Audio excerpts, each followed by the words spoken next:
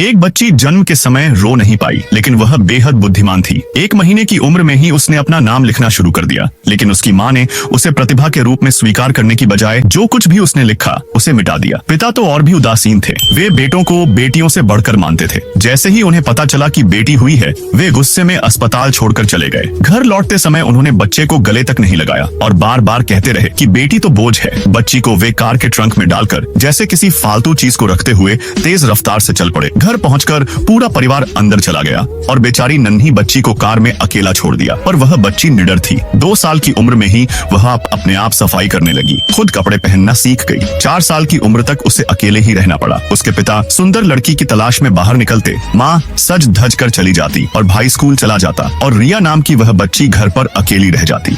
जब भूख लगती तो वह अपने लिए खाना बना लेती। वह कुछ अंडे फोड़कर केक बनाती, अपनी बनाई चुनी हुई रोटियां खाना और अपना पसंदीदा मैगजीन पढ़ना उसके सुख के पल होते। जल्द ही घर की सारी पत्रिकाएं खत्म हो गईं, पर पढ़ने का उसका मोह और बढ़ गया। उसने पिता से किताब लेने की मांग की, पर उसके अजीब पिता को लगा कि सब कुछ टीवी देखकर सीख लिया जा सकता है, तो पढ़ने की क्या जरूरत। रिया ने हिम्मत नहीं हारी। उसे समझ आ गया था कि इस परिवार में किसी का भी साथ नहीं मिलेगा, इसलिए उसे खुद ही आगे बढ़ना होगा। अगले दिन जब परिवार वाले काम पर चले गए, उसने फोन डायरेक्टरी से लाइब्रेरी का पता ढूंढ निकाला। लाइब्रेरी घर से 10 किलोमीटर दूर थी, पर यह दूरी उसकी पढ़ने की चाह को रोक न सकी। वहां पहुंचकर उसने विनम्रता से लाइब्रेरियन से मिली और बच्चों के सेक्शन में जा बैठी। क्लीनर हैरान था कि इतनी छोटी लड़की अकेले कैसे आई, लेकिन रिया को किसी की परवाह नहीं थी। उस दिन से वह रोज लाइब्रेरी जाने लगी। एक के बाद एक किताबें पढ़ते पढ़ते उसने बच्चों की किताबें समाप्त कर दी और फिर वयस्कों की किताबें पढ़ने लगी। वरिष्ठ लाइब्रेरियन उसकी लगन से इतना प्रभावित हुआ कि उसने उसे लाइब्रेरी कार्ड दे दिया।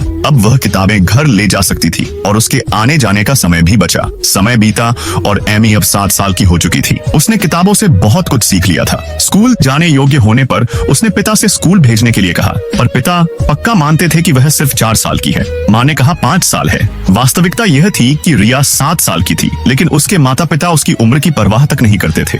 जब पिता ने सुना कि वह स्कूल जा सकती है तो वे थोड़ा घबरा गए, क्योंकि घर पर बहुत डिलीवरी होती थी और उन्हें लगा कि किसी को इन्हें उठाने लाने का काम करना चाहिए। इसलिए उन्होंने उसे स्कूल नहीं भेजा और उसका सपना टूट गया।